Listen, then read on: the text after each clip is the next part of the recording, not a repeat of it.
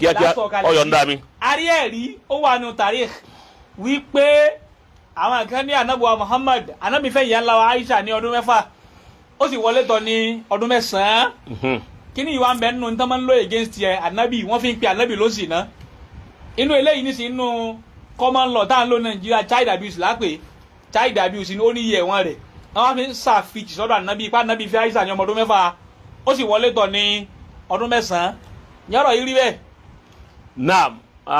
Ọlọ́run kó ṣamọ̀nà wa. Allahumma àmín. Ọlọ́run kó fi wá mọ̀nà. Allahumma àmín. Ọlọ́run kó fi wá mọ̀nà. Allahumma àmín. Àwọn èèyàn ti hun ọ̀pọ̀lọpọ̀ nǹkan láti fi ba anabi ló kọjẹ́ ọ̀pọ̀lọpọ̀ àwọn nǹkan yìí lẹ́ẹ̀ máa bá nú àwọn Sahih Bukhari. wọ́n ti di fẹ́mi anabi lọ. inú àwọn kutubu sihah táǹpé ní ọlálàáfíà ọ̀rọ̀ ní Sahih Bukhari lálàáfíà lóòótọ́ àmọ́ ọ̀rọ̀ tí wọ́n bá léèyàn lálàáfíà kò sí eré ọ̀wọ́n wọn fẹ́ lómi. bẹ́ẹ̀ni yóò ní malaria. ẹlòmí lè ní ọ̀fìnkì ó ti wà wọn. jẹ̀díjẹ̀dí lè mẹ́lòmí. jẹ̀díjẹ̀dí lè mẹ́lòmí àmẹ́ ẹ̀ ní mà àlàáfíà náà lẹ́ẹ̀mọ̀ wò torí yọ máa rún yóò máa ṣe kébékébé. gẹ́gẹ́ bẹ́ẹ̀ ni Sahih Bukhari àti Sahih Mùsùlùmí rí àwọn nǹkan mi ń bẹ tí ò lálàáfíà.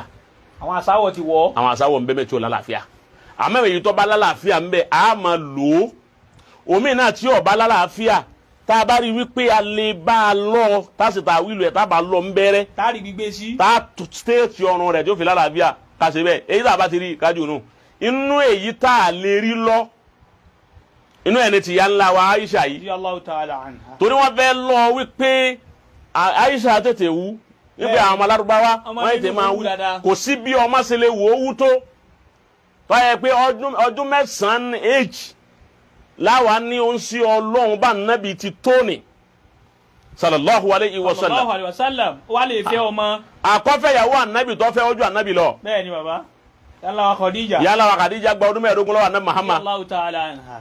ó ti bá wọn kọ́ wá jẹ́ pé ìyàwó ẹlẹ́ẹ̀kejì tí ó wà pé àbẹ́lẹ̀ kẹta tí ó fẹ́ torí ńgbà tá ànábì fẹ́ Khadija tán tádìjà kú tán ànábì tún fẹ́ Sauda. kó tó kan Aisha.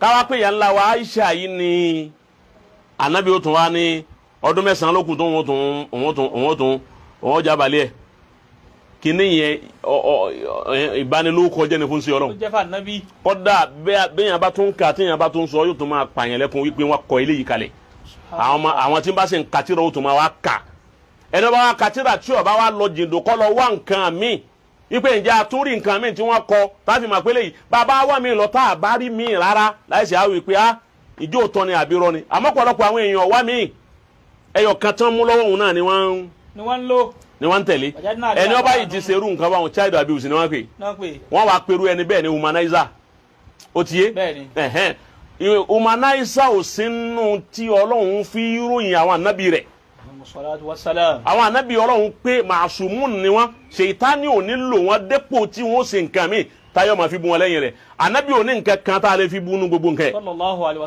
láti gbà tá a ti bí títí tó fi kú kò ní nǹkan kan tí ẹnìkan lè rí sọ sí la wípé mistake rẹ̀ rí àbí nǹkan tó ṣe tí ọ̀dà rẹ̀ òun lọ́pàá tó yẹ kí wọ́n bá ṣe kinní kan àyà sáré máa ń sọ kalẹ̀ pé má ṣe báyìí àwọn lima ansin talahun afallahu anka lima ansin talahun èyí tó yọ̀ǹda fún wa tó jẹ́ wọ́n tẹ̀lé ọlọ́gun tó wọn lọ́rẹ̀ àwọn náà oníkọ́ máa sinmi èyí tó ṣe bẹ́ẹ̀ abasa wa tawalla an ja'ahu al-a'ma ó tiẹ̀ àtàwọn nǹkan mi lima tuharrim ma ahallallahu laka tabtaghi mardata azwajika so gbogbo àwọn nǹkan báwọn Ọlọ́run tètè máa Ọlọ́run tí máa wá ń gáìdì ẹ̀ tí ó sáré máa sọ pé eléyìí tó ṣe yìí èyí tó ṣe bẹ́ẹ̀ kì í ṣe àwọn nǹkan tó burú o bẹ́ẹ̀ni àmọ́ Ọlọ́run wọn ti ń fẹ́ kó tiẹ̀ jẹ́ kí mistake kìíní kan wá á sáré correct ẹ̀ ni ó ti yé báwọn bírú rẹ̀ bá wá lọ́rọ̀ Aisha á ti gbọ́ nínú àyàtọ̀ Ọlọ́run wọn correct rẹ̀ wípé eléyìí kò dáa kò sí wáyé kan tó sọ fún wa abal Quran tó sọ fún wa yìí pé àwa la ní kọ́ fi Aisha lọ́dún báyìí lọ́dún 6 ìgbà tá a wá wá díẹ̀ kọ́sìm mo apàdà wá kàn án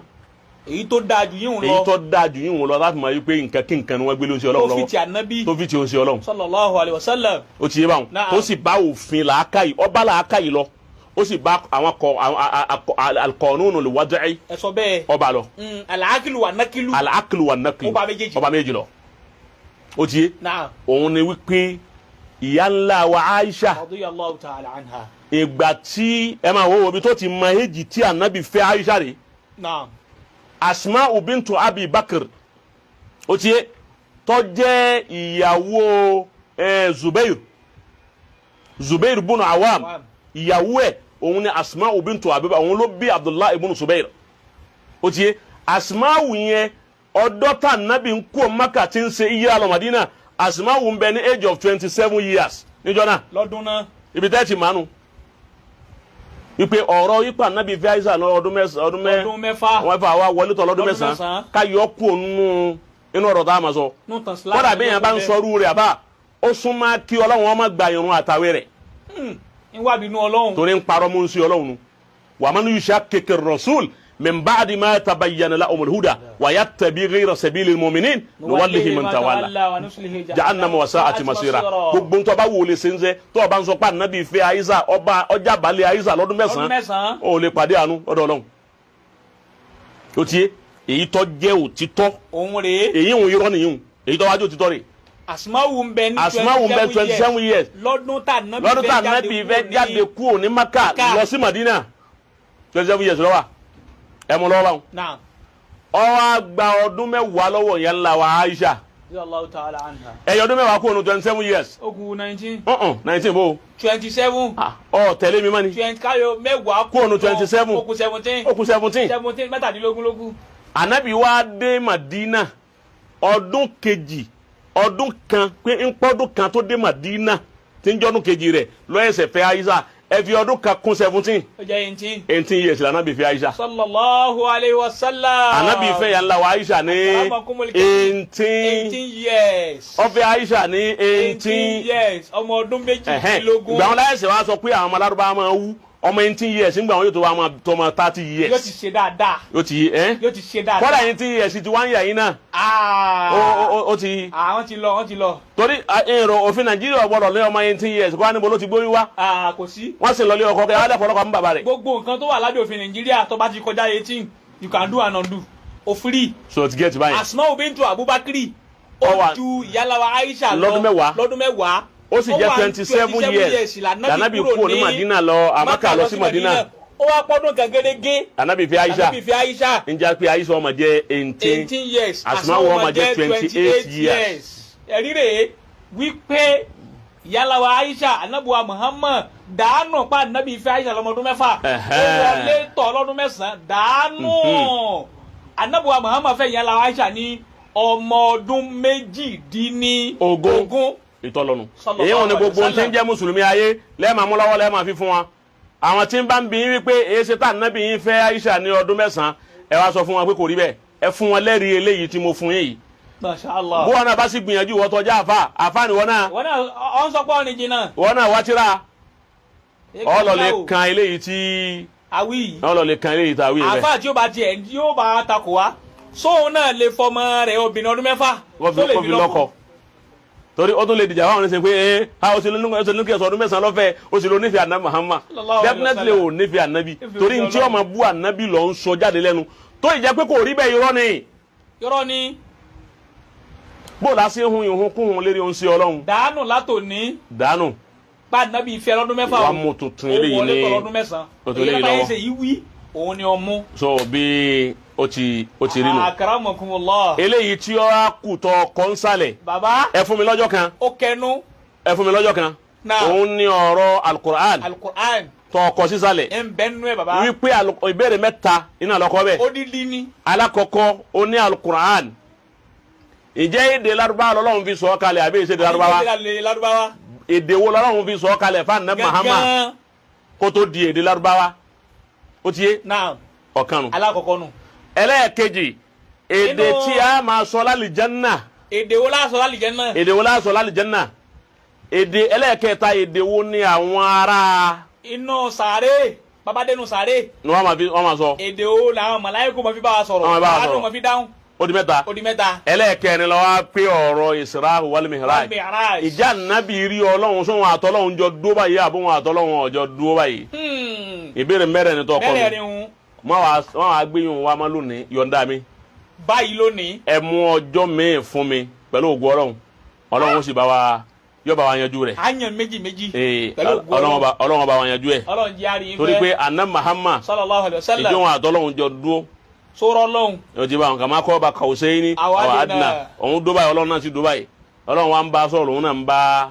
àyà tá a rí wọn láti wà confused. Ọlọ́run sọ̀rọ̀ gbogbo ẹ̀ pẹ̀lú ògbó ọlọ́run ó yàn fún wa àwa ọjọ́ kan fún àwọn eléyìí lọ́tọ̀ kọ́lọ́n kọ́ san ilé san rẹ̀ ọlọ́run mọ́kọ̀ fún wa. salamu aleykum. naam alhamdulillah adúpẹ́ fún bàbá wa àgbà Maulana Asadul Wa'izin ìmọ̀re ìmọ̀ tó lálàáfíà ìmọ̀ tó yanjú bàbá ti já mọ̀ yín pé gbogbo àwọn ìmọ̀ tó ti kẹ́ fún tí wọ́n ti parọ́ mọ́ Ànábì Muhammad bàbá mi ọ̀dà alẹ́ mú tuntun ọlọ́run jára àwọn àlùfáà apẹ́sí ọ̀la la ilaha illallah ọ̀la Muhammadu rasulullah bàbá wa àgbà mìíràn wa bàbá wa àgbà lágége ọlọ́run jẹ́ kí a rí wọn pẹ́ alùbáríkà Ànábì lọ́dọ̀ ọlọ́run ẹ̀rí àwọn àlùfáà tí wọ́n bá parí gbogbo ọ̀rọ̀ báyìí wọ́n wà ní Allahumma arina al-haqqa haqqan járí òdodo wájà gbà lódodo warzuqna tiba'ahu wa arina al-batila batila warzuqna shinabahu ọlọ́run abẹ́ọ́ inú ògo rẹ̀ àtàánú ẹ̀ bàbá wa àgbàlá gègé ọlọ́run mọ́ fìkan sàláfíà wọn sí ọlọ́run dákun bá wa sàlékún àláfíà fún wọn sí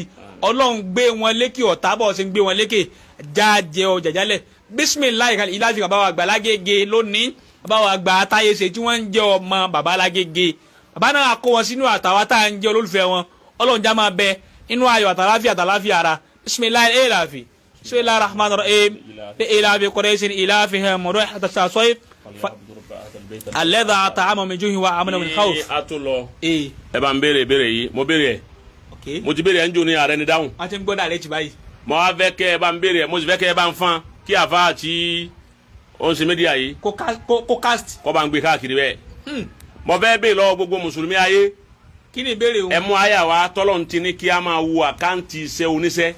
ó parí. àkáǹtì iṣẹ́ oníṣẹ́. tọ́lọ̀ ti ní a máa dájọ́ fún ẹni tí ń ṣiṣẹ́ ẹni tó orí tí ń mutí lóòótọ́ orí tí ń jalè orí tí ń ṣe ṣìnà orí tí ọ̀ka mọ́ bí wà tí ò da. ọ̀ka mọ́ bí wà tí ò da ó ti yé wa.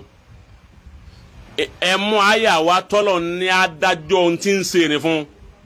kádájọ́ mutí. kádájọ́ ọ̀nà fún bẹ́ẹ̀.